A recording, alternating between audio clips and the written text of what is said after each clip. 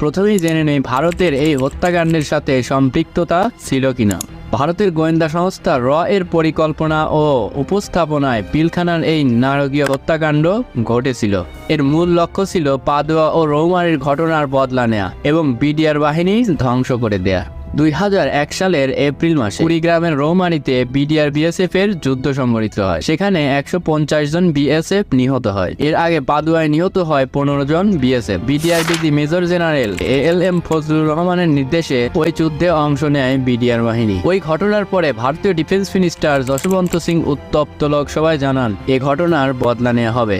একটু লক্ষ্য করলেই দেখা যাবে যে 1971 সালে যে সকল শর্তে বাংলাদেশের স্বাধীনতা যুদ্ধে ভারত সামরিক সাহায্য দেয় তার অন্যতম শর্ত ছিল frontier guards will be disbanded. CIA report SC 7941/71, অর্থাৎ বাংলাদেশের কোনো বর্ডার গার্ড